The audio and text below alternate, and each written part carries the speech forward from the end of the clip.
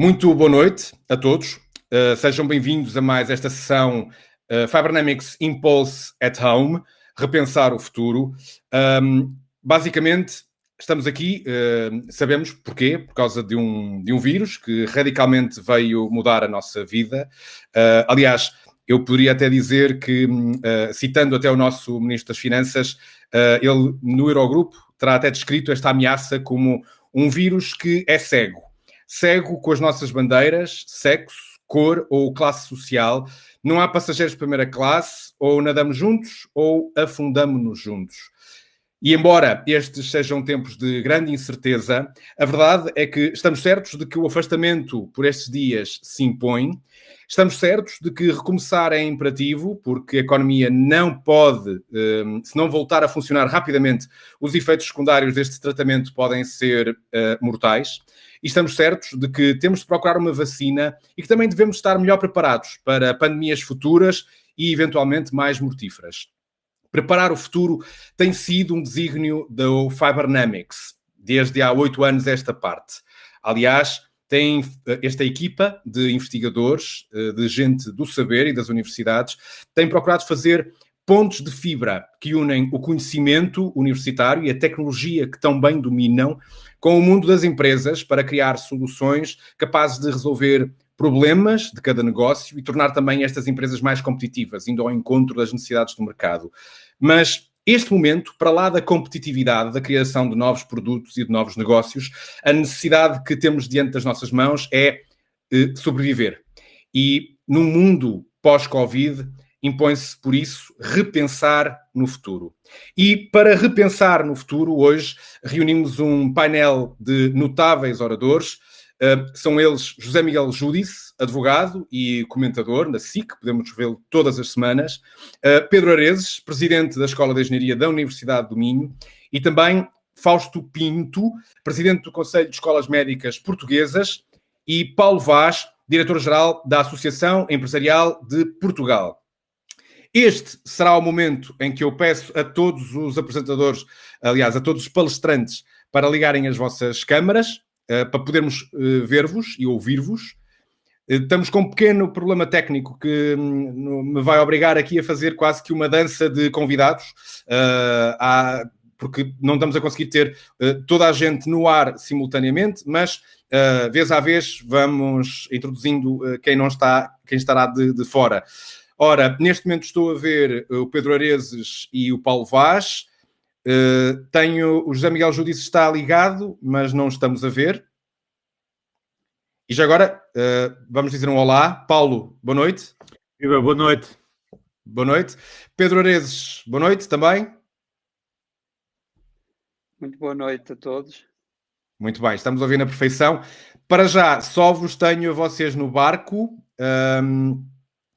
E, entretanto, não sei porquê. Vamos retomar então. Pedro Aredes, estou a ver-te.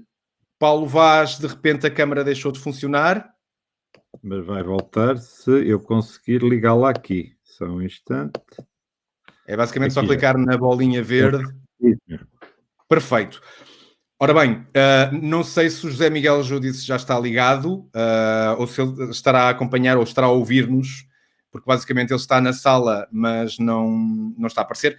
Vamos então só tentar acrescentar aqui o Fausto Pinto como membro desta conversa, mas neste momento ele não está a aparecer. Bom, ora, vamos fazer o seguinte. Vou tentar fazer aqui uma pequena alteração, que é tornar participante o José Miguel Júdice e tentar introduzir o Fausto Pinto. Já consegui introduzir o Fausto Pinto como apresentador. Vamos ver se ele nos está a ver. Fausto Pinto, não sei se já me está a ouvir, mas basicamente pedia-lhe que ligasse a câmara e o microfone. Bem, pelo menos já estamos 3 ligados. O Fausto Pinto não está a aparecer e, entretanto, vamos tentar voltar a introduzir o José Miguel Júdice. Eu creio que há aqui um pequeno problema, que acho que temos um JMJ 1, 2 e 3. Provavelmente são várias entradas do José Miguel Júdice, provavelmente. Bem, isto são idiosincrasias. Se a própria televisão se queixa dos problemas dos diretos, nesta nova era do teletrabalho, isto é natural que aconteça. Aliás, não deixa de ser... É um clássico. Se não tiver um problema técnico... Não deixa de ser extraordinário o facto de um momento para o outro, o país se ter tornado totalmente... Aliás, já estava fibrado, como é óbvio, com grandes ligações de banda larga, mas chegar a esse ponto em que de um momento para o outro todos nós estamos a trabalhar em teletrabalho não deixa de ser uma proeza extraordinária. E vamos falar sobre isso dentro de breves instantes. Vamos só tentar aqui ver se o José Miguel Júdice, se eu consigo acrescentar. Não estou a conseguir. E, entretanto, a verdade é que o Fausto Pinto também não está a reagir.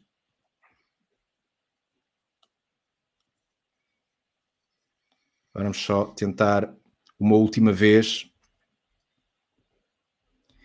E se... É estranho, não está a dar, mas vamos fazer o seguinte, vamos continuar a nossa conversa. Eu, entretanto, também, já que o Fausto Pinto não está a conseguir tornar-se participante, aliás, tornar-se membro, apresentador, eu desde já peço à equipa do Fibronamics para se ligarem e tentarem acrescentar quem está em falta. E, entretanto, vamos conversando nós os três. Quanto mais não seja, não há de ficar assunto por abordar. Eu começaria às tantas, precisamente, se o Pedro me permite, pelo Paulo Vaz, que está há menos tempo na AEP do que o tempo que esteve na ATP. E o Paulo, isto basicamente está a ser um arranque de legislatura, se assim se pode dizer, muito intenso, porque depois de 30 anos a lidar com a Associação Têxtil Portuguesa, chegar a uma organização que representa, no fundo, um conjunto mais alargado de empresas e lidar com elas neste momento, como é que está a ser? Ou seja, qual tem sido o retrato que retém da economia real destas empresas que estão em dificuldade? Eu posso dizer que, em primeiro lugar, renovar os meus cumprimentos a todos, desejar-lhes também, naturalmente, uma boa noite. Respondendo diretamente à sua pergunta, não era certamente uma experiência com que eu estivesse a contar. Sabia que era uma casa que tinha passado com alguns problemas que eram conhecidos, era uma casa que tem, além do mais, 170 anos de história e de prestígio acumulado, tem um know-how em determinadas áreas muitíssimo grande, e isso mesmo também, de alguma forma, reunia, eu diria, uma bagagem importante em termos de potencial para se poderem desenvolver novas áreas, novos serviços, novas atividades.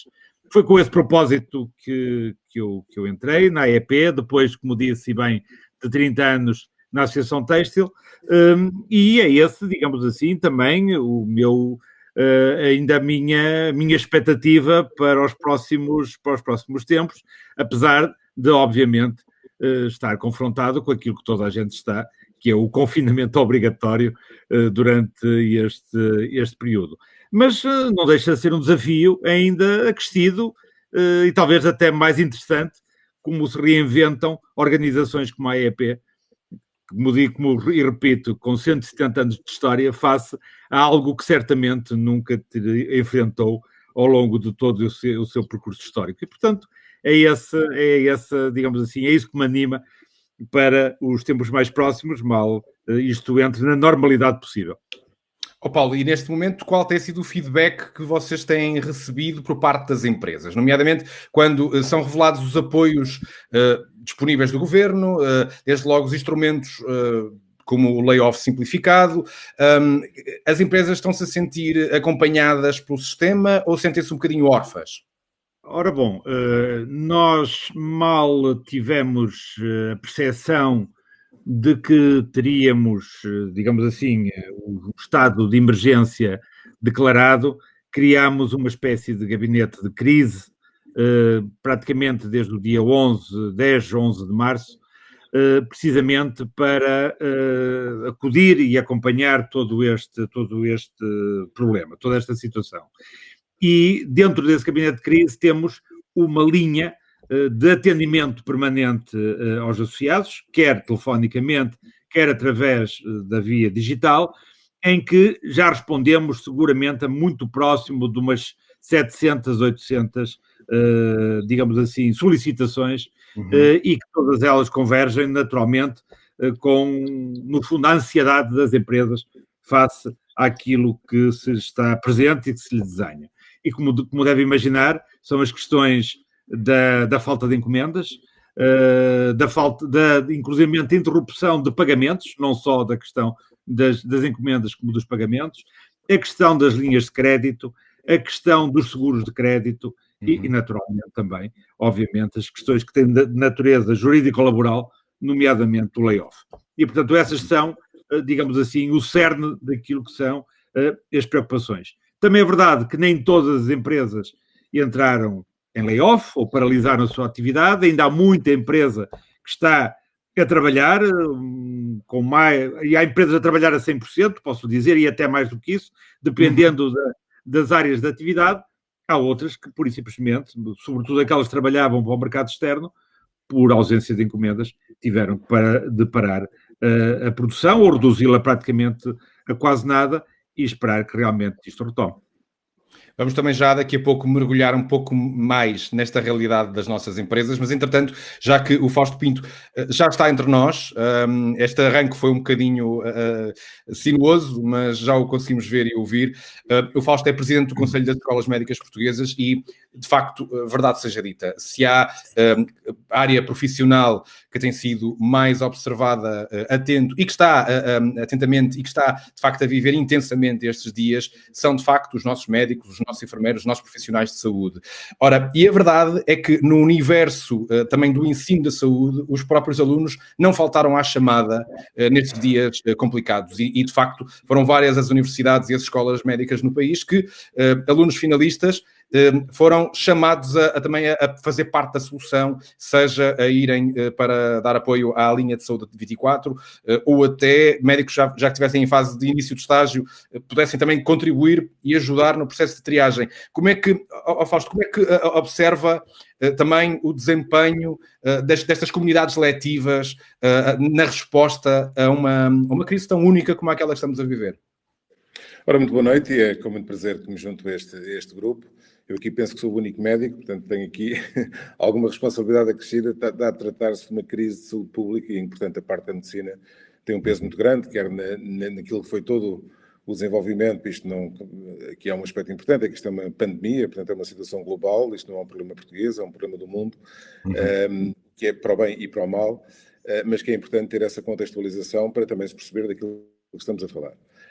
As escolas médicas, desde o início, tiveram uma atitude muito proativa e muito cívica, diria eu. Aliás, penso que desde o início tivemos o cuidado de fazer as nossas recomendações de acordo com aquilo que era a nossa perspectiva e, nesse sentido, procurar ter um contributo positivo para o que foi acontecendo no nosso país, e ficamos muito satisfeitos quando vimos que, de facto, muito daquilo que nós íamos dizendo, antecipando, acabou depois por ser concretizado pelas nossas autoridades, e isso para nós satisfaz-nos, às vezes não com o timing que gostaríamos, mas que mostra que, de facto, seguindo aquilo que era óbvio, e nós aqui tivemos uma vantagem em Portugal, neste caso sermos dos últimos foi bom, porque, enfim, foi um aspecto positivo, porque permitiu-nos ver o filme que estava a ocorrer noutros locais e podia ser mais previdentes e mais precavidos e atuar de uma forma mais preventiva e, nesse sentido, poder ter melhores resultados. Os resultados não são excelentes, mas são razoáveis, são melhores do que outros parceiros nossos que têm tido resultados bem piores do que o nosso,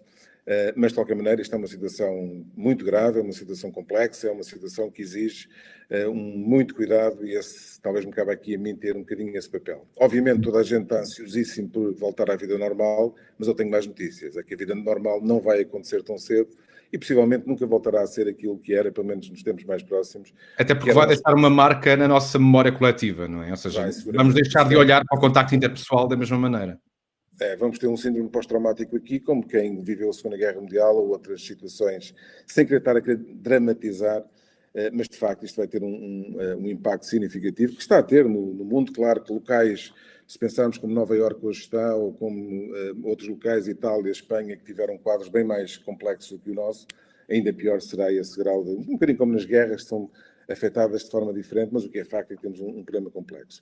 Aquilo que foi a atitude dos nossos alunos e dos nossos docentes e do nosso pessoal foi fantástico, e nós em menos de 24 horas, por exemplo, conseguimos montar um sistema de aulas virtuais que funcionam de forma extraordinária, com o apoio de todos, dos alunos, aos docentes, aos funcionários audiovisuais. Isto, de facto, nós tivemos a oportunidade de mostrar um documento e apresentar um documento em que faz um resumo daquilo que foi este primeiro mês, digamos assim, destas aulas adaptadas. Isso foi, de facto, muito positivo e houve, de facto, um entendimento por parte da comunidade estudantil da importância que isto tinha e também poderem, de certa maneira, adaptar-se àquilo que é a realidade, porque não vale a pena aqui, e este talvez seja um dos problemas que muitas vezes, agora aqui usando, enfim, falando nesta qualidade, que às vezes os políticos têm uma dificuldade em perceber estes problemas, porque de facto isto não é a matriz política habitual. Portanto, estamos aqui com um problema completamente diferente, que se rege por outras regras que não são aquelas, e daí muitas vezes também as hesitações que existem, e às vezes tem alguma não percepção ou incompreensão dos problemas que se estão a enfrentar. E é um facto novo também, não é?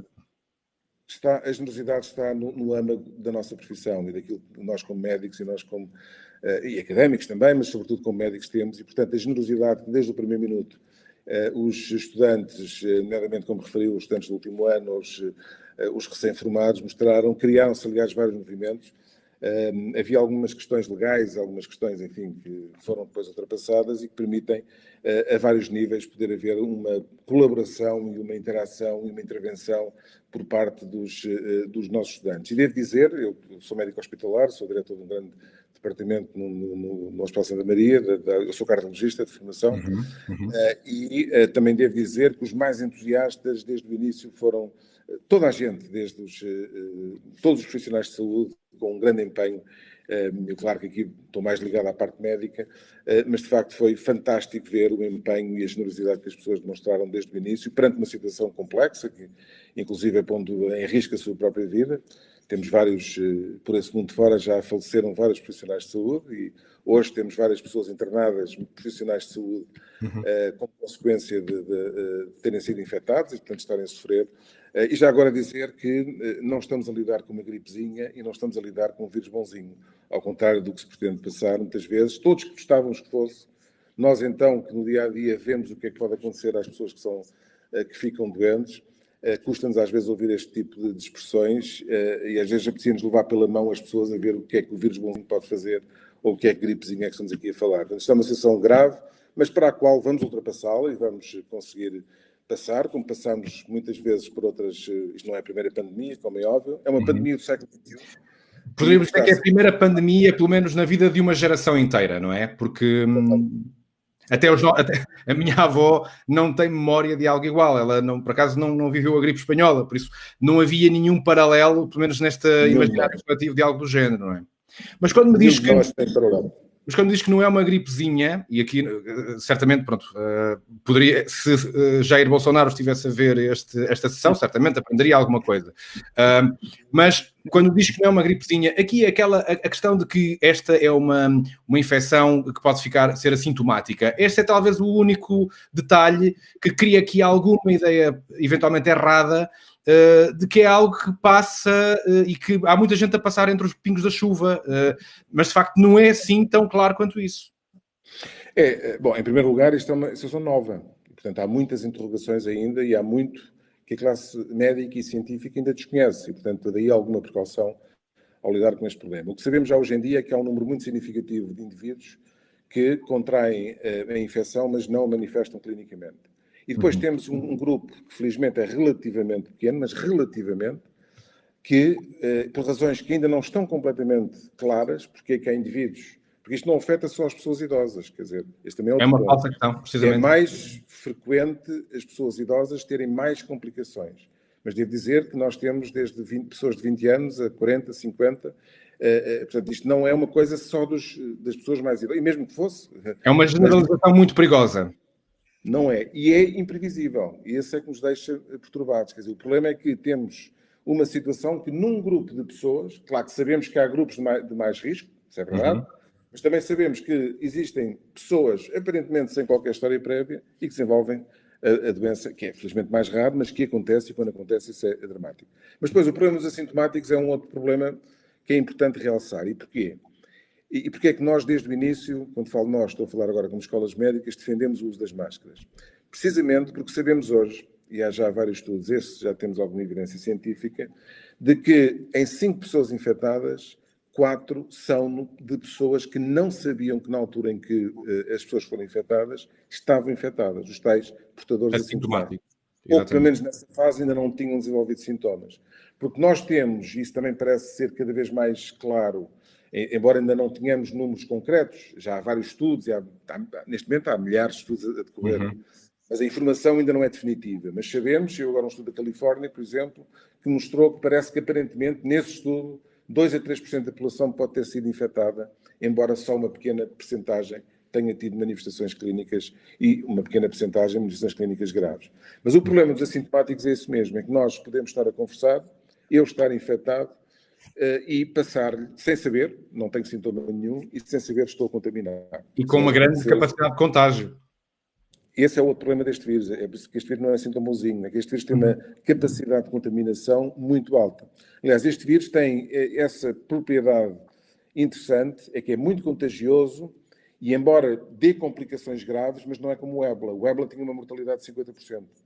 E, portanto, quando um vírus é demasiado agressivo, rapidamente deixa de haver hospedeiro e, portanto, desaparece. Exatamente. E nunca temos tido ébola na Europa, por exemplo, teve em regiões limitadas, porque mata rapidamente.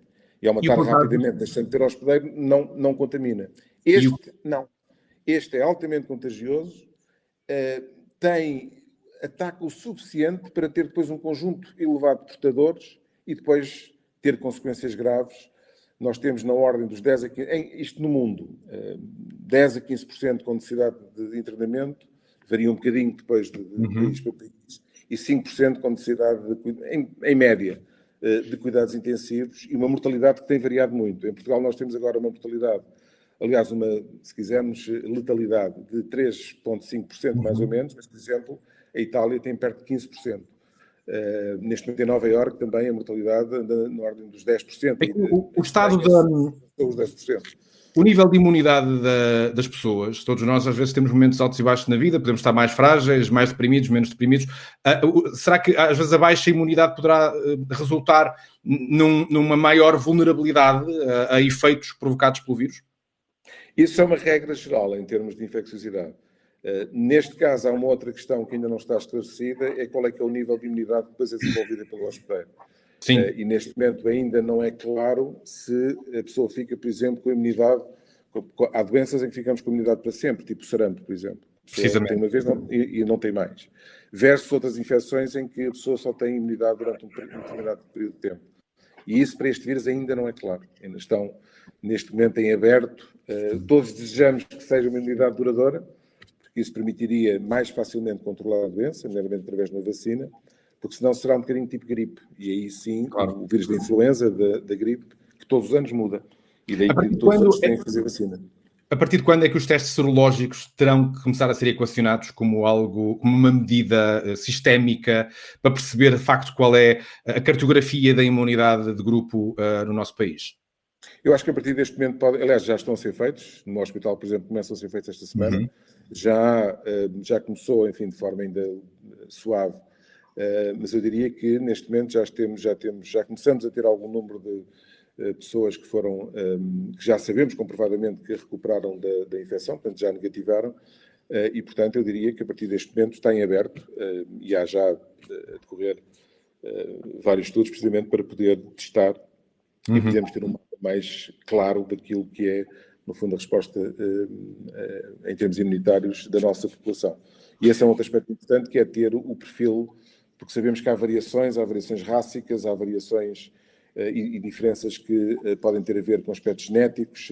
Há um conjunto vasto isto faz parte, enfim, da investigação que está a ser feita e que queremos desenvolver e que está a ser desenvolvida por vários grupos para tentar perceber melhor e caracterizar melhor um pouco o perfil, neste caso o perfil nacional, porque sabemos que há variações em termos genéticos, há variações em termos da própria suscetibilidade, que existe, por exemplo, uma diferença dos asiáticos em relação aos europeus. Parece haver, inclusive, uma diferença, quer dizer, ainda não é claro porque é que houve, para além de alguns aspectos sociológicos e demográficos, mas ainda não é completamente claro porque é que atingem tão agressivamente determinadas populações e parece não atingir tão agressivamente outras populações, independentemente de alguns aspectos de ordem social ou de ordem demográfica. E, portanto, ainda há aqui algumas perguntas em aberto para nos ajudar a perceber melhor esta situação. É uma corrida contra o tempo e não há muito tempo para conseguir tirar grandes conclusões muito rapidamente. É preciso um bocadinho mais de tempo para se conseguir chegar a conclusões mais consistentes. Fausto, antes de passar a palavra a outros nossos oradores, queria só fazer-lhe uma pergunta muito rápida, que é, assim, da mesma maneira que os alunos de medicina de todas estas escolas rapidamente passaram para a linha da frente, também no universo médico, as especialidades clínicas quase que deixaram de existir, porque um médico cardiologista teve que ir para a linha da frente também, ou seja, um dermatologista, diferentes especialistas tiveram facilmente e muito rapidamente também se disponibilizaram a ir reforçar esta linha da frente. E aí, nesse aspecto, como é que comenta a forma como transversalmente no Serviço Nacional de Saúde esta irmandade entre a vossa classe também se tornou um fator que faz a diferença neste combate? Não, isso é uma pergunta interessante e que já agora pedir só um minuto para poder refletir sobre isso, porque é o seguinte, uma das razões por que nós fomos tão insistentes, se quiser, nas medidas preventivas, era evitar a ruptura do sistema de saúde, como aconteceu em Itália, aconteceu em Espanha, está a acontecer em Nova Iorque, porque sabíamos que não era possível, não há nenhum sistema de saúde que aguente, se de repente houver uma concentração de doentes que vá completamente rebentar com qualquer sistema de saúde. Claro. Nós conseguimos evitar isso em Portugal até agora. E por isso é importante também mantermos aqui a guarda em alerta. Enfim, é importante não embandeirar em arco, porque ainda não vencemos isto.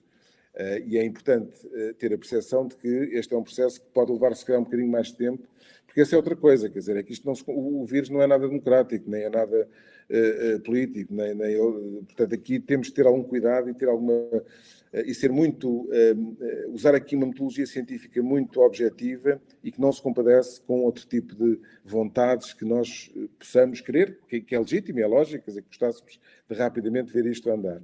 Mas, de facto, em Portugal nós conseguimos até agora isso é muito importante, porque nós conseguimos até agora utilizar de forma organizada e sem quebrar e sem rebentar o nosso sistema de saúde, aguentou muito bem o impacto e neste momento temos as pessoas que necessitaram de cuidados intensivos, tiveram os cuidados intensivos adequados e não houve a tal, e nesse sentido aquilo que estava a dizer, nós conseguimos manter a linha da frente ainda, porque esse é um outro problema, com as pessoas que estão mais diretamente envolvidas em cuidados intensivos, em infecciologia, e, portanto, estão mais habilitados a poder tratar destes doentes. Porque esse é um outro problema.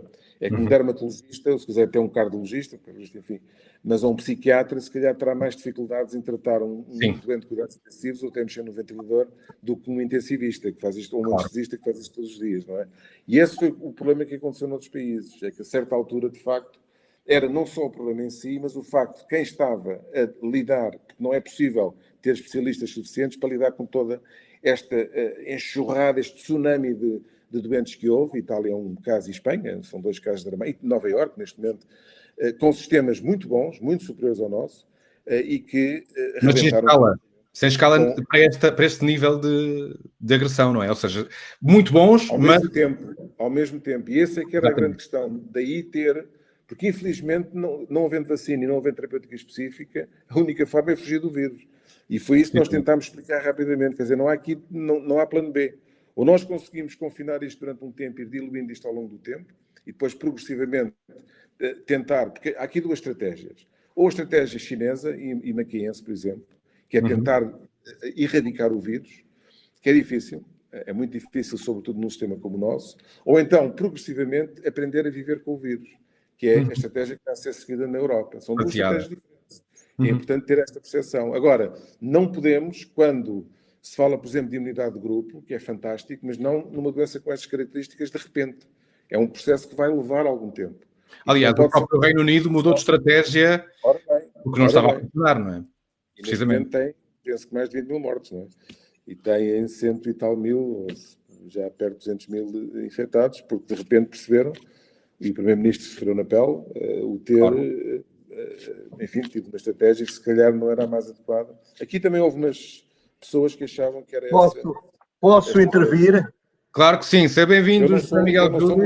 Estou apenas a responder a perguntas. José Miguel Júdice, seja bem-vindo. Estava a ser difícil reunir aqui quórum, mas... Eu estive sempre a ouvir-vos, mas vocês não me ouviam nem me viam. Exatamente. Ora bem, eu vou intervir no debate e vou talvez ser desmancha-prazeres, que é que se pode pôr a coisa assim. Ora bem, eu acho que estamos com a pandemia do pânico muito mais do que a pandemia do vírus. Eu não nego que todos os dados indicam que se trata de um vírus muito contagioso.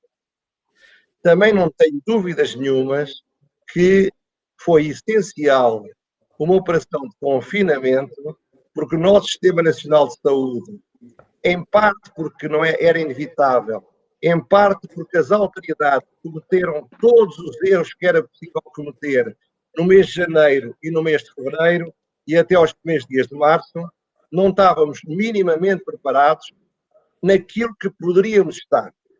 É evidente que, por muito preparados que estivéssemos, a preparação nunca seria absoluta. Bom, mas dito isto, eu sou um jurista. Tenho a vantagem, talvez, de não ser especialista. E tenho, evidentemente, o inconveniente de não ser. O que eu penso é muito simples e muito claro. Seja qual for o sistema que foi usado na Europa, seja qual for a dimensão do número de infectados e a dimensão de mortos, há algumas realidades que são inequívocas. Em primeiro lugar, julgo que em toda a Europa, até aos 20 anos, só morreram 4 pessoas.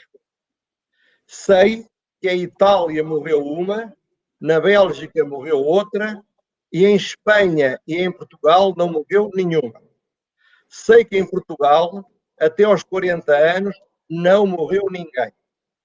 Sei que os mortos com coronavírus, ninguém nos informou ainda quantos são mortos com coronavírus ou com ou de coronavírus. A coisa mais próxima que soubemos foi ontem ou anteontem a Diretora-Geral de Saúde ou o Secretário de Estado ter dito que praticamente metade, um pouco menos de metade dos mortos não morreram com coronavírus, não morreram de coronavírus. O vírus potenciou causas de morte que em si mesmo seriam suficientes. E sei que a percentagem de mortos por coronavírus na totalidade dos mortos acima de 70 anos é muito superior à percentagem de mortos acima de 70 anos de outras patologias.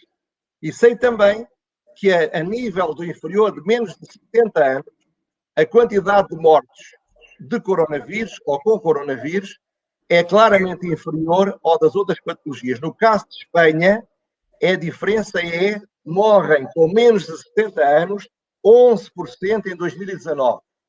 De coronavírus ou com coronavírus morreram 4%. Ora bem, o que eu vejo muitas vezes ter é uma solução que não nos mata do coronavírus, mas mata-nos da proteção contra o coronavírus. Não tínhamos ilusões nenhumas. Se nós não desconfinarmos e assumirmos os riscos do desconfinamento, se nós não protegermos os fatores de risco, os mais velhos, os que tenham patologias pré-existentes, e deixarem os outros entrar numa vida normal, com cautelas, mas sabendo que vão infectar-se e que alguns morrerão, nós acabaremos provavelmente pior do que estaríamos se arriscássemos um pouco mais. Isto é, José Miguel Júdice, os especialistas dizem que a vacina não terá fazer essa estratégia. Peço desculpa? Estava a perguntar qual seria o timing para começar a fazer essa mudança gradativa, ou seja... Eu diria que já ontem, anteontem, isto é, pessoas até aos 20 anos, não há nenhuma razão para não terem uma vida normal.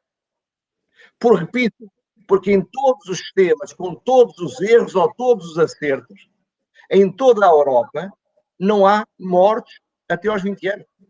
Pode haver doenças, claro. Há 8 pessoas, salvo erro, nos cuidados intensivos. Pode ser que venha a morrer um ou outro. mas santo Deus, nós não podemos acabar com o trânsito nas estradas, porque jovens morrem. Quantos amigos meus morreram por acidentes motorizados, ou pessoas que morreram com overdose de droga. Mas José Miguel Júdice, só aqui uma questão muito crítica aqui. No meio, uma das questões que lhe queria colocar, mas entretanto a ordem desta conversa teve que ser adaptada. Uma das coisas que lhe queria perguntar era precisamente como é que tem avaliado o desempenho do comportamento do povo português perante todas as indicações das... Mas posso só dizer uma coisa? Sim, já que estamos em debate. É que, enfim, com todo o respeito... mas isto, obviamente, é um comentário de quem viu os números, mas não tem a vivência do que é esta realidade. Mas diga uma coisa, algum dos meus dados, alguns dos meus dados é falso? Eu ouvi-o atentamente, é assim. O que estamos a falar é de uma situação nova. Claro, sim, vamos ouvir, vamos ouvir aqui o Fausto Pinto.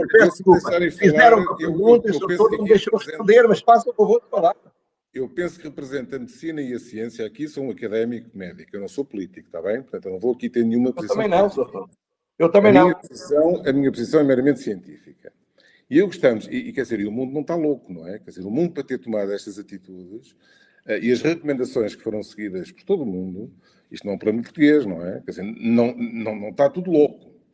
E, portanto, o que estamos aqui a lidar é com uma situação que vem acrescentar em relação àquilo que já existia. E é uma situação nova. E é uma situação que tem consequências que já percebemos, quer do que já tínhamos aprendido com os nossos colegas chineses, quer com o que aprendemos com os nossos colegas italianos e espanhóis. E aí foi a vantagem portuguesa. Quer dizer, nós tivemos aqui alguma vantagem de perceber o que é que estava a acontecer. Os números são fáceis de falar em números. Mas são falsos, doutor. São falsos. Aquilo que aconteceu, que está a acontecer ainda, numa zona de Itália que é considerada dos lugares mais avançados em termos de cuidados de saúde, que é a Lombardia, que eu conheço bem. Eu tive amigos meus que morreram. Quer dizer, o estar numa unidade... Me deixaste acabar. Este tipo de doença, ver o que é. Vamos ver o Fausto só um segundo. Não é o único problema destes doentes. Não esquecer que quem fica 3 semanas ligado a um ventilador não vai ter mais vida. E pode não morrer. Quer dizer, eu tenho neste momento uma pessoa de 20 anos ventilada e que possivelmente ou vai morrer ou não vai viver, ou vai ficar com sequelas para a vida toda.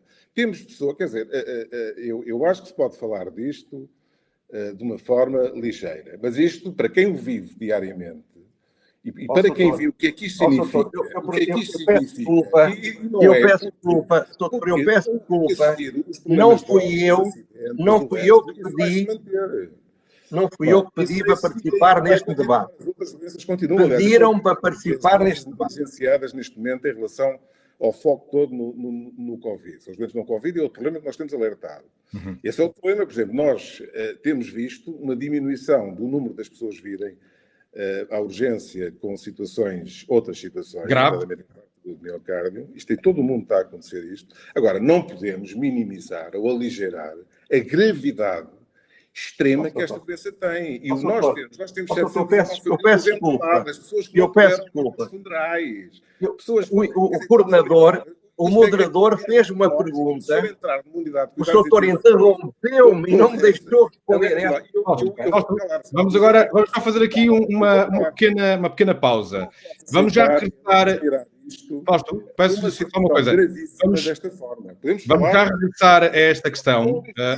Até porque vamos já regressar a esta questão. 700 e tal famílias que acham que foi um resultado fantástico, mas temos 700 e tal famílias em Portugal, neste momento, a chorar os seus familiares. Com certeza, doutor, santo Deus. Mas depois uma coisa, o senhor doutor Hugo Correia, ou eu posso participar no debate, ou eu tenho que... Eu peço agora um bocadinho de calma, os ânimos já estão a aquecer. Não, é que eu peço desculpa. O senhor doutor Hugo fez uma pergunta. Para isso não e eu queria responder que foi interrompido pelo doutor, não se cala e não deixa falar mais ninguém. Fausto, por favor, vou-lhe pedir que aguarde. Fausto, vamos ouvir então o resto do raciocínio do José Miguel Júdice. Já vamos regressar a esta questão, Mas antes de retomarmos, tenho que inevitavelmente introduzir aqui nesta discussão o Pedro Areses, é presidente da Escola de Engenharia da Universidade do Minho, foi o primeiro a chegar e está a ser o último a falar. Esteve aqui pacientemente a ouvir-nos.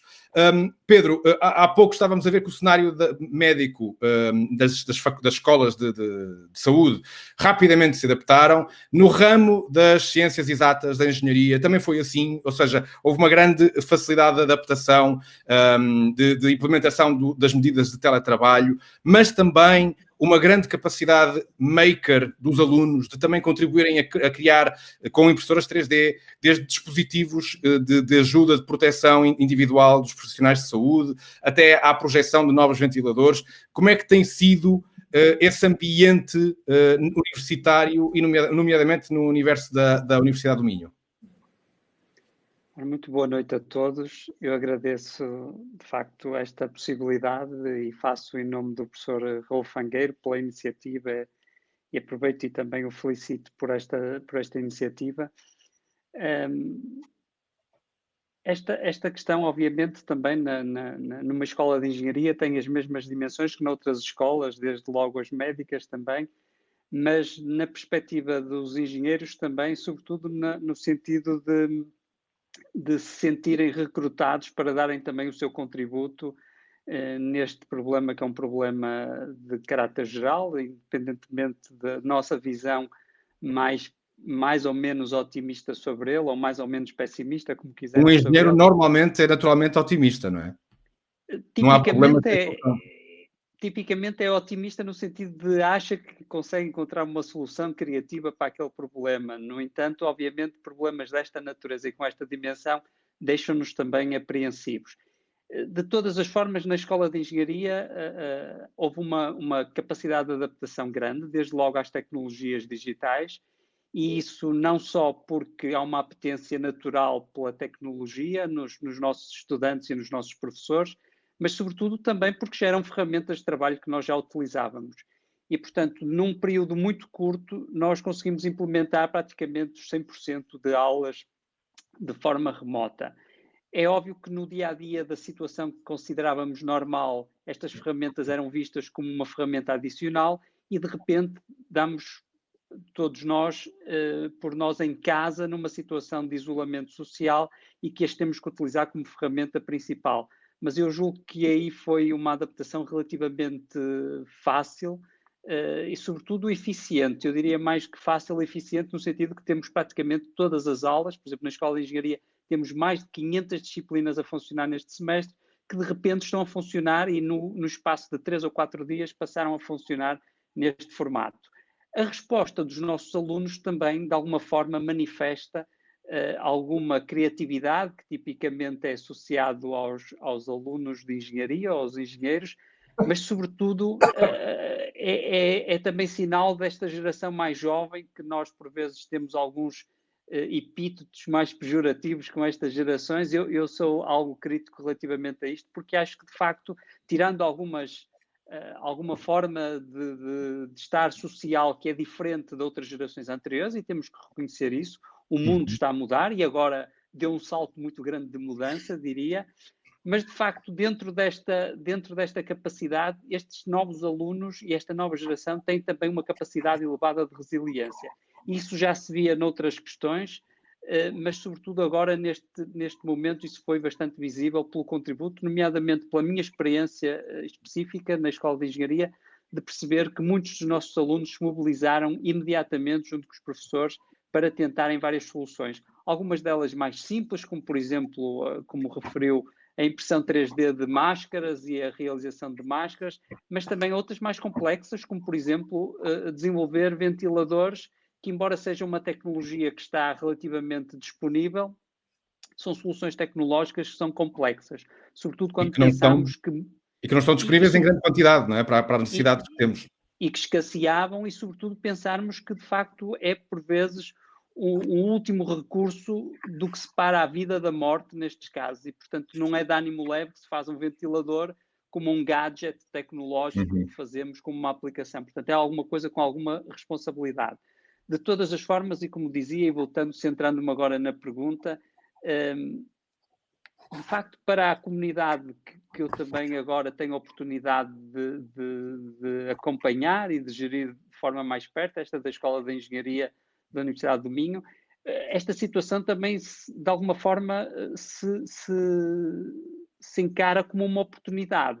E oportunidade no sentido que é um momento também de aprendizagem e é uma experiência social única que todos estamos a passar.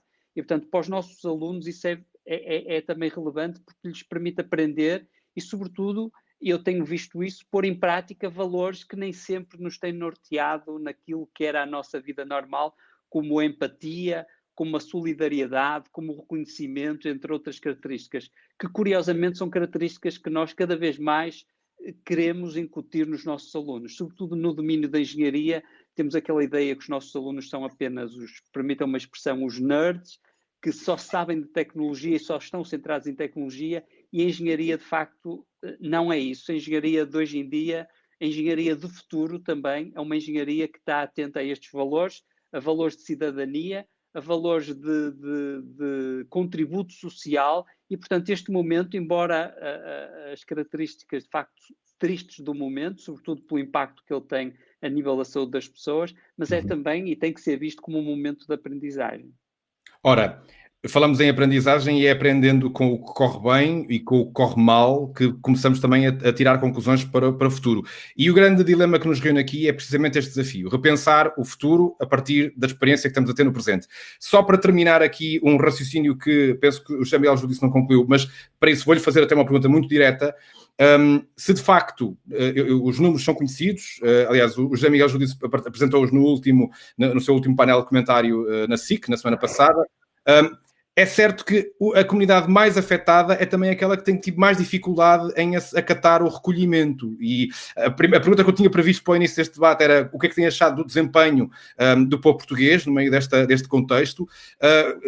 Pensando de hoje para um arranque o mais rápido quanto possível, como é que poderíamos levar os mais velhos a estarem mais resguardados quando o resto da sociedade começa a regressar à normalidade? Pedir uma resposta sucinta. Muito obrigado. Espero que agora possa responder à sua pergunta. Queria apenas começar a dizer uma coisa, não me leva a mal. Eu não pedi para estar neste debate. Fui muito gentilmente convidado a participar nele, estou grato, mas não tenho idade nem paciência para ser, enfim, ofendido, dizendo que eu estou no fundo num Palermo, mas está a falar do que não sabe. Ora bem, eu não estou a falar do que não sei. O que eu digo baseia-se em opiniões de muitos cientistas, de muitos especialistas em epidemiologia, de muitos especialistas em matemática e estatística, e do mais elevado calibre. O que eu quero dizer sobre isto, basicamente, é o seguinte. A resposta do povo português foi, e ainda bem, de cautela por excesso. Nós demos uma lição impressionante de disciplina e de autocontrole. E mesmo os mais velhos, não se pode olhar para um senhor que diz eu não sei, quero lá saber, já vivi 85 anos, não me tirem a bica se prefiro morrer, para as centenas de milhares de pessoas com mais de 70 anos, ou mais de 70, como é o meu caso, que com todo o rigor e disciplina estão a respeitar absolutamente as regras que foram determinadas. Portanto, eu acho que o comportamento foi muito adequado e merecemos que confiem na nossa autodisciplina e na nossa convicção que não nos queremos suicidar. Portanto, de facto, eu não estou muito preocupado que de um dia para o outro, se as regras forem claras, as pessoas com mais idade não vão começar a fazer disparar. O que eu acho é que as pessoas mais novas, que curiosamente muitas delas estão a ser alvo de uma campanha com a melhor das intenções, mas é uma campanha da criação de um pânico absoluto. Essas pessoas, com certeza que é horrível morrer jovem ou velho. Com certeza que quando morrer a primeira pessoa da minha família, até posso ser eu, mas se não for eu realmente sofrerei horrores. Eu percebo que é o esforço dos médicos a tentar salvar pessoas. Mas o que eu sei é que em Espanha criaram um hospital de campanha, que era o maior hospital de Espanha, no centro de congressos, com 5.000 camas, e que já foi desativado porque não está a ser preciso.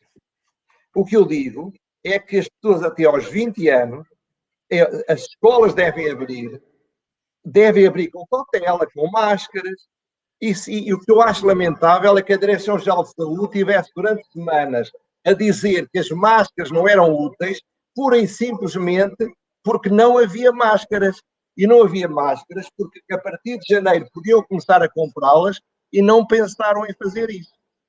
Terminando, eu quero dizer que, de facto, estou muito otimista quanto à capacidade de resposta do povo português, estou muito preocupado com o excesso de cautela que não resolve problema nenhum. Porque se nós tivermos uma retoma da epidemia em outubro ou em fevereiro, vamos voltar a fechar o mundo durante 3 meses? Não há hipótese nenhuma. Não tenhamos ilusões. Morrem por ano 50 milhões de pessoas no mundo. E vão continuar a morrer. Muitas das pessoas que morreram estão acima da esperança média de vida, muito acima da esperança média de vida. É lamentável, e eu falo por mim próprio. E agora, olhando, vamos olhar para a realidade mais longínquo, ou seja, partindo do pressuposto que, para além das medidas que têm que ser tomadas para este retomar faseado das nossas vidas, vamos pensar um pouco naquilo que esta pandemia nos levou a refletir e que nos vai obrigar a repensar a maneira como a nossa própria economia funciona. E isto é uma questão que acaba por ser dirigida aos 4. Ou seja, depois destes 2 meses, ficámos a perceber claramente que a enorme dependência que as nossas indústrias têm da Ásia, seja de tecnologia, seja de matéria-prima. Ora, a questão que faço, e às tantas eu dirigia até já aqui para a ATP, mas também de olho no universo das engenharias, será que teremos que repensar e reorganizar um bocadinho a fábrica do mundo? Ou seja, e a globalização vai sair um pouco beliscada desta experiência, porque, de facto, esta cadeia de interdependências entre o mundo asiático, onde os recursos humanos são manifestamente mais baratos, e o mundo ocidental, onde há tecnologia, há capacidade produtiva, mas com um valor mais caro. No fundo, quais são as grandes ilações que se retiram, Paulo Vaz, deste fenómeno? O que é que nos vai obrigar a repensar? Vimos empresas já a reorientarem os seus processos produtivos para, de repente, fabricar máscaras e deixar de fazer moda. Para lá desse exemplo, que é o mais fácil, teremos uma grande inversão na nossa economia, nas nossas empresas? Ora bom, eu diria que espero que isso aconteça. Honestamente, espero que isso aconteça. Eu acho que esta pandemia veio demonstrar que há claramente uma necessidade de repensar a forma como a globalização, enquanto fenómeno, estava a desenvolver-se. E, portanto, a globalização trouxe muitas vantagens, indiscutivelmente, retirou muitas dezenas de milhões de pessoas da pobreza em todo o mundo, permitiu ter um acesso, eu quase diria, democratizado a um conjunto de bens que, de outra maneira, a maior parte das pessoas não poderiam de forma alguma fazer. Eu diria, potenciou de uma forma exponencial alguns negócios que nunca imaginaram crescer desta maneira. Eu posso claramente citar um deles ao qual estive ligado durante 30 anos, que é o negócio da moda, através, naturalmente, dos fenómenos do fast fashion.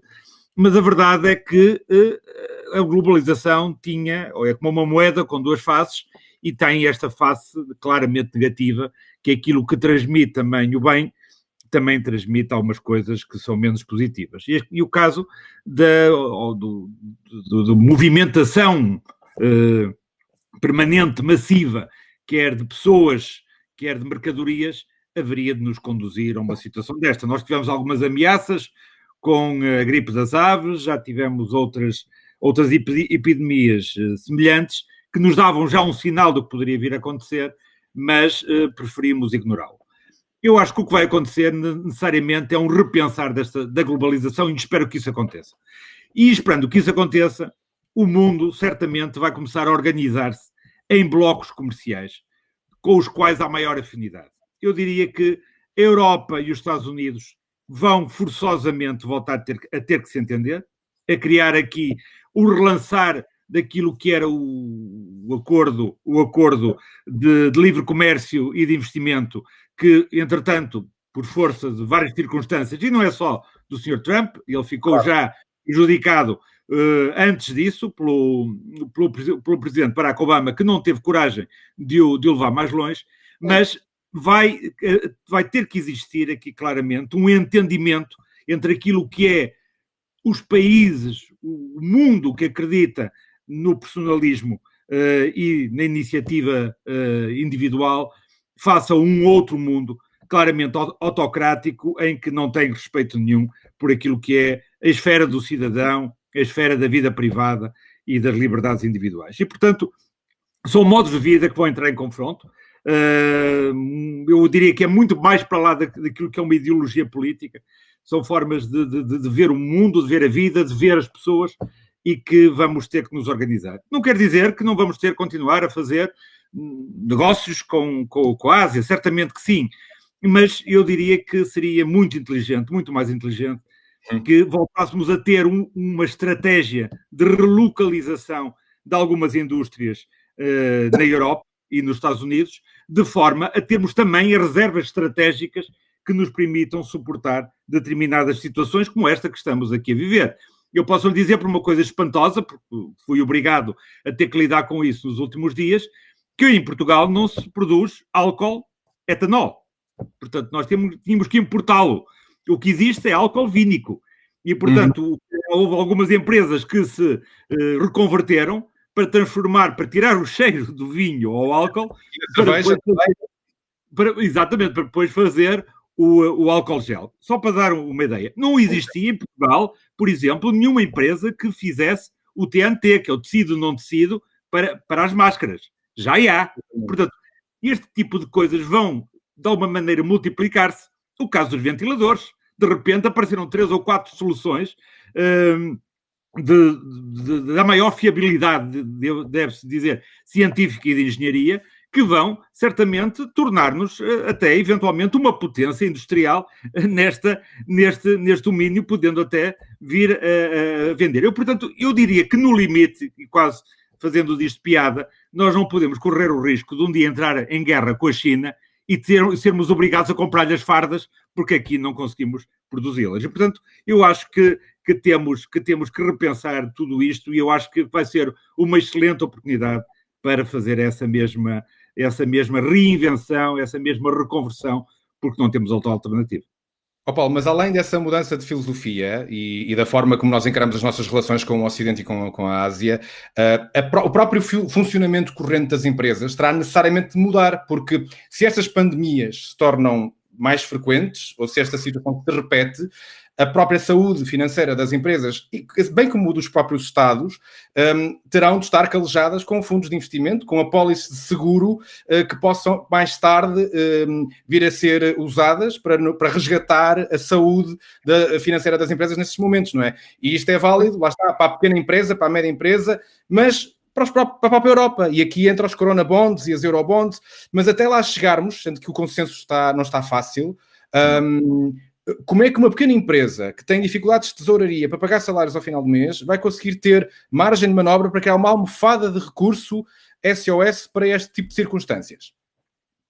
Eu diria que vai ser extremamente difícil. Aliás, estamos a viver uma situação que não há memória, porque pela primeira vez, desde que eu me lembro e que tenho algum interesse por estes temas, não há memória em que simultaneamente no mundo tenha existido o colapso da procura e o colapso da oferta. O que normalmente acontece é quando há o colapso da procura, a oferta obriga-se a ajustar. E, portanto, e até esse ajustamento, naturalmente, com tudo que isso implica, até voltar naturalmente a ter uma fase de expansão. Neste momento é tudo novo. E, portanto, aquilo que eram os instrumentos que nós tínhamos à disposição para avaliar, para medir todas estas realidades, vão ter que ser todos repensados, inclusivamente até questões tão simples quanto esta. Portanto, hoje o que uma pequena empresa pode fazer para tentar sobreviver, olha, é recorrer, no fundo, àquilo que são os instrumentos que, neste momento, o próprio Estado acabou por vir a dispor e que, até dentro de um tempo recorde, se calhar não suficientes, acabam por estar aí à disposição. O caso das moratórias dos créditos, o acesso às linhas com cobertura de risco do Estado, expedientes como o layoff para, de alguma maneira, diminuir o custo fixo de uma parte substancial dos salários e, naturalmente, muita resistência, muita resiliência, e isso é uma coisa que é certo, que é uma mensagem que eu gostava de dar também porque é positiva. Sobretudo no norte industrial do país, já por várias vezes o norte industrial salvou o país. E salvou o país porque tem esta capacidade de resistência, resiliência e de reconversão. E eu acho que é isso que vai acontecer também nesta situação. Esperamos bem que sim e que essas palavras se tornem mais uma razão de esperança para todos nós. Mas se é preciso a nossa indústria começar a produzir coisas tão simples como o álcool, como estava a dizer, que é apenas feito a partir da cerveja e do vinho, também a nossa investigação universitária tem que começar a repensar em prioridades.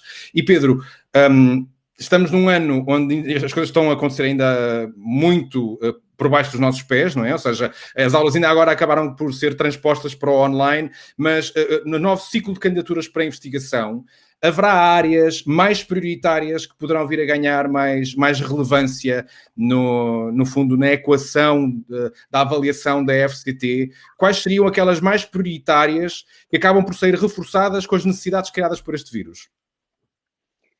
Sim, desde logo a própria FCT abriu uma call para apelar a projetos científicos neste domínio. E, portanto, tem havido um esforço que se reflete não só na FCT, mas também a nível europeu, um conjunto de instituições privadas que também financiam a investigação nesta área. E, portanto, há uma grande atenção para o desenvolvimento científico rápido, acelerado nesta fase, o que seria expectável. Após esta fase, obviamente que ela desperta a atenção e motiva e, na realidade, acaba por ser inspiração para muitos dos miúdos que hoje estão a observar algumas destas questões nas notícias e que amanhã vão ter que escolher um curso e, portanto, poderão eventualmente sentir-se atraídos por algumas destas áreas, nomeadamente as chamadas áreas bio, mas obviamente também a medicina. Agora, no concreto da engenharia, julgo que, de facto, a área bio terá mais atratividade. E sustentabilidade, não é? Ou seja, eu acho que todos nós chegamos à conclusão que, nestes dias, concluímos que a atividade humana tem um impacto realmente avassalador. Se até aqui era difícil para alguns perceberem o impacto das alterações climáticas, o impacto da poluição, está à vista que com fábricas fechadas e sem carros a andar, o ambiente das nossas cidades é completamente diferente. Mas se há coisa que a engenharia e os criadores das nossas universidades sempre encararam a realidade, era que não há problemas sem solução e haverá sempre tecnologia mais cedo ou mais tarde com menores impactos, com melhores níveis de eficiência. Será um pouco por aí também? Sim, embora eu não consiga defender a solução, ou melhor, a opção de dizer que a engenharia encontra solução para tudo. Gostava de o fazer, mas não o consigo fazer de forma wishful honesta. thinking. O que me parece é que, de facto, os contributos e muitas vezes o desenvolvimento, o chamado trigger de uma determinada solução, advém exatamente destes momentos de crise. De grande necessidade. E as crises são as pandemias, são as guerras mundiais, são as crises energéticas, são as crises ambientais, e todos esses momentos de grande sofrimento, às vezes, da população mundial, fazem de facto com que a criatividade seja às vezes destacada e acelerada para encontrar soluções que de outra forma estavam ali, mas ninguém chegava lá. E, portanto, eu quero ver este momento também de uma visão mais otimista como um momento em que vai despertar soluções desse tipo, quer a nível ambiental, de descarbonização e, sobretudo, uma coisa que é mais ou menos óbvia para quase todos, que é um desenvolvimento potencial da área informática e das comunicações eletrónicas. Está à vista, agora mesmo, neste preciso momento. Exatamente, esta forma de nos reinventarmos até nos debates tem a ver com isso. E, portanto, há uns setores que tipicamente vão ser muito afetados negativamente, desde logo a indústria automóvel, o turismo, a aviação e a curto prazo, sobretudo, Mas depois há um outro conjunto que até já no curto prazo tem tido um desenvolvimento, tem visto um desenvolvimento enorme e, portanto, que tem aproveitado esse potencial. Eu estou a falar, de facto, para além de um que forçosamente tem esse desempenho, que é a área da saúde e da biomédica, nomeadamente o caso dos ventiladores, mas não são só ventiladores, há um conjunto de outros dispositivos biomédicos, equipamentos de proteção individual, a bioengenharia, que é desenvolvida exatamente neste momento de alguma aflição, digamos, mas que tem impacto, mesmo a indústria farmacêutica e das vacinas e por aí fora, tem um impacto brutal o investimento que é canalizado para estas áreas e o salto em termos de investigação que acaba por ser dado. E, portanto, acho que, de facto, do ponto de vista científico, quem trabalha no sistema científico ou tecnológico está atento a isso e tem que, de facto, fazer esse esforço para aproveitar o momento, não de forma, digamos, ambiciosa e oportunista, mas no sentido de aproveitar a atenção e o holofote para poder dar esse contributo que tipicamente já daria. É uma oportunidade, exatamente. Muito bem, Pedro, obrigado. José Miguel Júdice, esta também seria uma excelente oportunidade para, no fundo, revigorar a relação dos países europeus, mas a verdade é que esta questão de um fundo de resgate comunitário, as Corona Bonds ou Eurobonds, que seriam basicamente uma forma mais solidária dos países, no seu conjunto, fazerem face aos impactos nefastos que esta situação provocou nas nossas economias por inteiro. Ou seja, não há aqui povos preguiçosos ou menos preguiçosos. Estamos a ver que, no fundo, os estragos estão todos espalhados pela Europa. Acredita que, se de facto não houver um consenso neste momento, numa coisa tão crítica como as Corona Bonds ou Eurobonds, se elas vierem de facto a ser equacionadas, o futuro da Europa como projeto de união política pode estar de facto ameaçado? Ora bem, com certeza que sim. Eu queria começar por dizer que esta crise, esta pandemia, é um sinal exemplar do fracasso do Estado nacionais e do Estado, entre aspas, União Europeia. O papel do Estado é proteger-nos perante os desafios que nós sozinhos não conseguimos resolver. Ao longo da história sempre foi assim.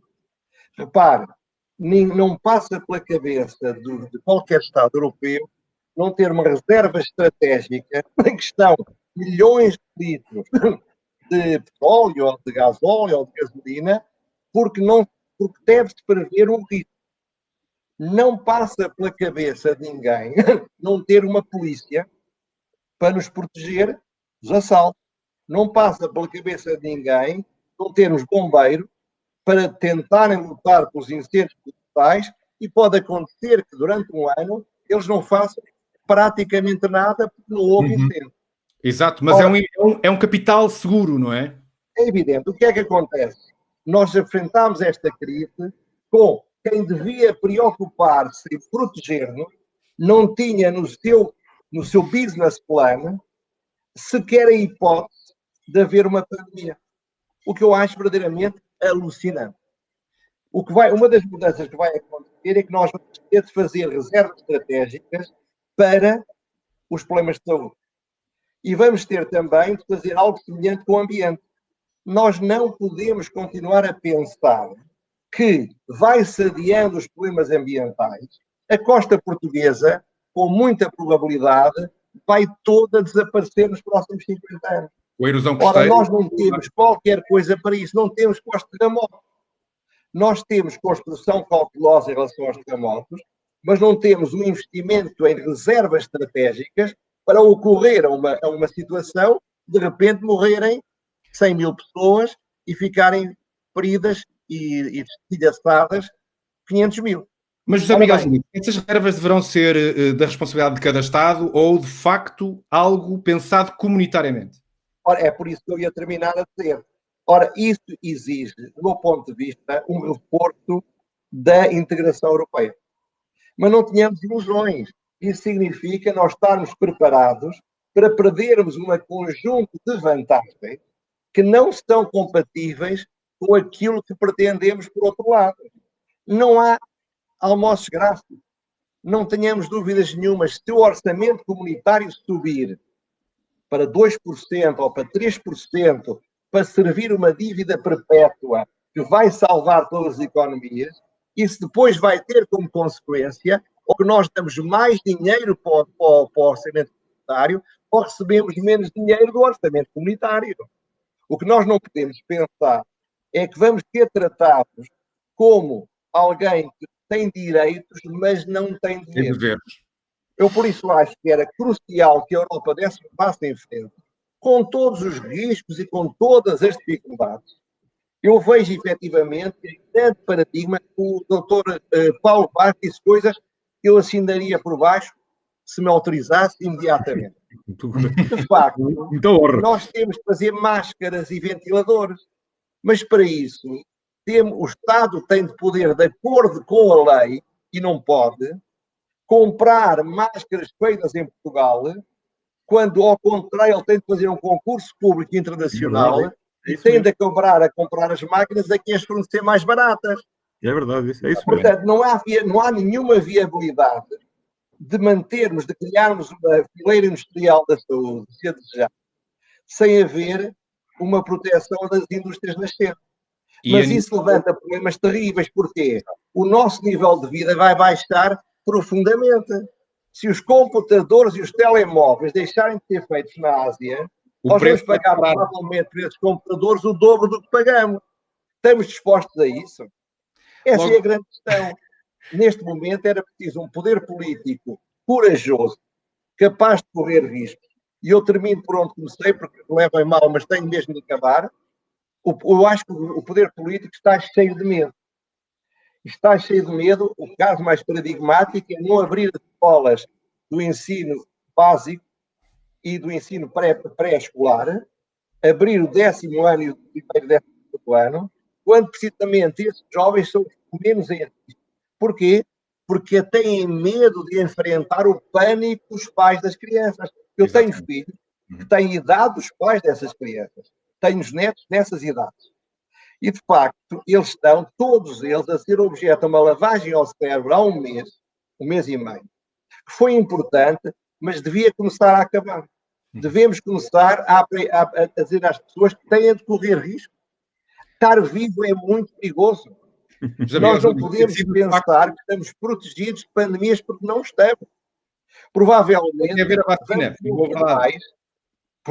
vamos morrer mais de pandemias no futuro do que morremos no passado.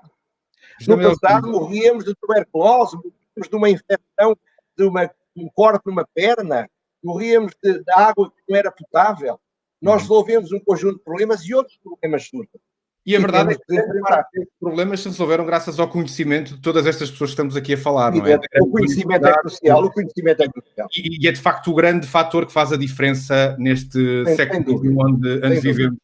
Agora, por fim, eu gostava também agora de introduzir aqui uma questão ao Fausto Pinto, por causa da questão da imagem que nós temos retido por comparação da nossa realidade com o que estamos a ver nos outros países. E esta era uma ideia muito forte que eu queria deixar aqui também muito, muito clara.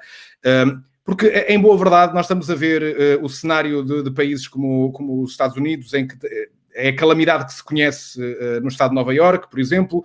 Vemos também a resposta que está a acontecer no Brasil, com um Serviço Nacional de Saúde cheio de fragilidades. E a questão que coloco ao Fausto, depois de uma ação que tem sido muito, muito intensa, mas eu acho que a partir de pistas e reflexões aqui não faltaram, acha que se há marca ou ideia que fica mais reforçada depois de tudo isto, é um acrónimo chamado SNS, e realmente uma dos ganhos que retemos desta provação porque passamos e porque estamos a passar é valorizarmos algo, muitas das vezes até tratado com pontapés e murros, ou acha que esta valorização será sol de pouca dura? Bom, em primeiro lugar, deixe-me dizer que não pretendia ofender ninguém. Portanto, em relação ao comentário que o Sr. João disse, fica claro. Foi apenas, como é óbvio, no vigor no calor da discussão, mas é natural. E eu aqui, enfim, representando um bocadinho a parte médica, claro, tentar esclarecer alguns aspectos. E, portanto, não era de forma alguma a intenção de estar a ofender, fosse quem fosse, como é óbvio. Não é? Aliás, tenho participado em muitos debates e procuro, aliás, devo também dizer que aquilo que referi tem sido, no fundo, aquilo que a esmagadora maioria da classe médica e científica em Portugal e no mundo tem dito, e eu represento, neste caso, o Conselho das Escolas Médicas, tem toda a Academia Médica Portuguesa e, portanto, que temos refletido muito sobre isto e, claro, que no calor da discussão às vezes pode haver uma palavra um pouco mais alta, mas de forma alguma queria... Fica já clarificado, claro que sim. Que despassasse a ideia que estava aqui a querer ofender, fosse quem fosse, e respeito muitas opiniões diversas da minha. Procuro, na minha área, tentar, enfim, poder clarificar. Eu acho que há aqui um ponto muito importante que esta pandemia também trouxe. É a relevância da valorização da saúde e da ciência. E a forma, de facto, de sairmos desta crise em que estamos e desta situação em que estamos vai ser a capacidade que tivermos enquanto sociedade de utilizar em conjunto aquilo que é o conhecimento científico ao serviço da sociedade. E esse vai ser, de facto, o grande desafio que está a acontecer por esse mundo fora, como é que em conjunto, porque estamos aqui a falar, e é por isso que eu dizia há pouco, muitas vezes é pouco sensível para quem não está habituado a ter uma mente mais científica e está mais entre outro tipo e outra esfera, que também são muito importantes.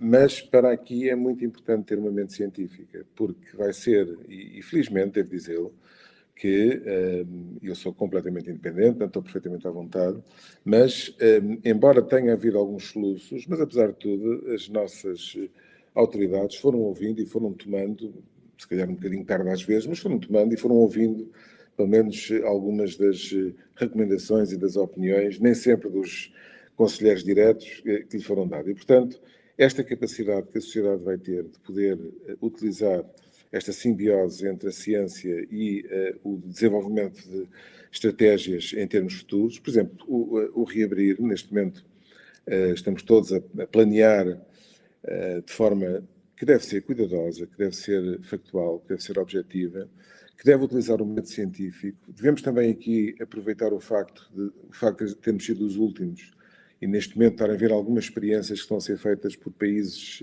na Europa que tiveram problemas antes de nós e que estão a começar agora a abrir eles próprios também as suas sociedades. Também aprendermos um pouco com isso. Não querermos ser demasiado apressados, porque de facto aqui tempo conta.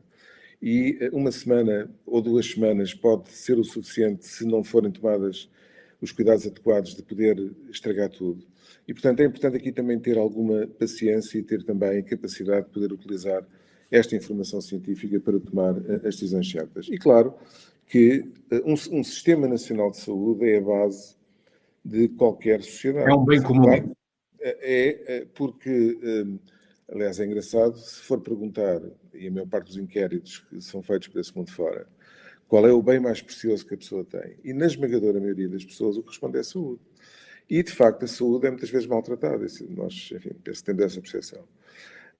E não é só em Portugal, falando com os meus colegas por esse ponto fora, todos temos um bocadinho essa percepção.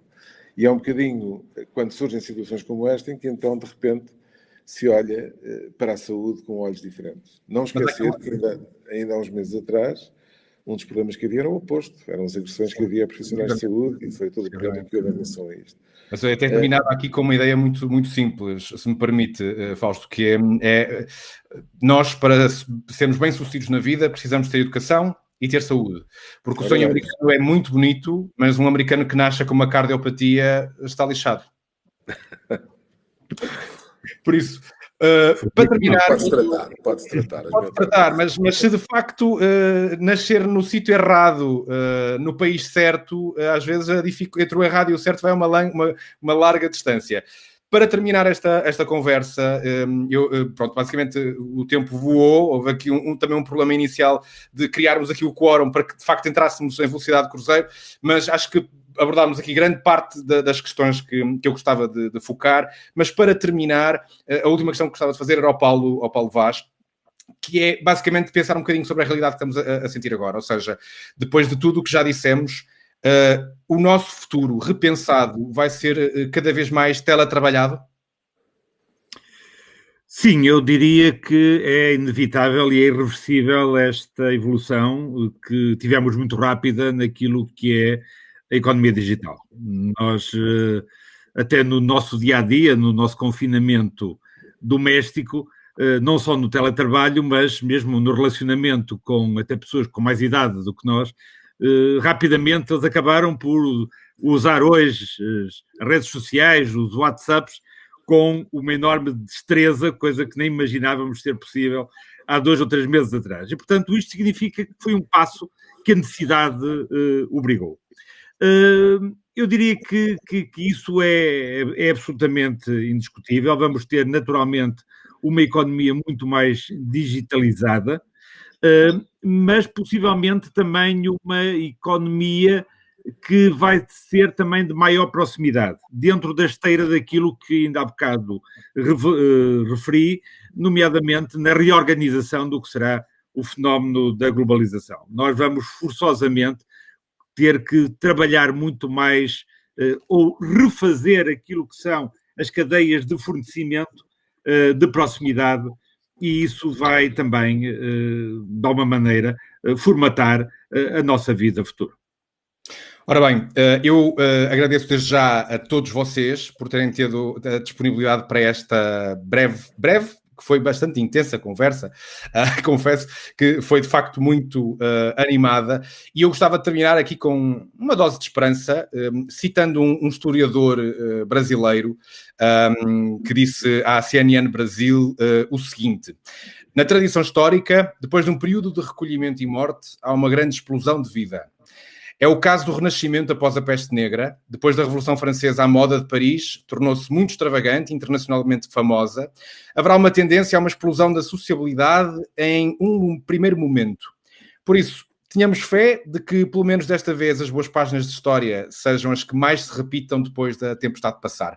E estamos juntos, com o conhecimento da Universidade do Minho, dos engenheiros que sabem resolver problemas de forma inédita, com, no fundo, também o fôlego e a estamina das nossas empresas, que facilmente conseguem mudar de ferramentas e de softwares e começar a produzir coisas completamente diferentes. Também com a resiliência dos nossos médicos, com a ciência, com os factos que nos ajudam a olhar para a realidade de forma independente. E, claro está, também com a tenacidade dos nossos políticos, que tenham a capacidade de criar consensos, porque juntos os desafios resolvem-se muito mais facilmente.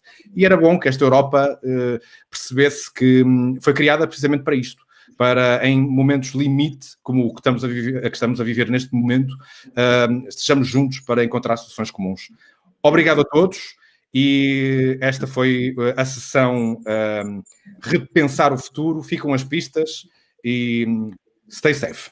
Fiquem seguros. Boa noite. Obrigado. Boa noite. Boa noite, obrigado.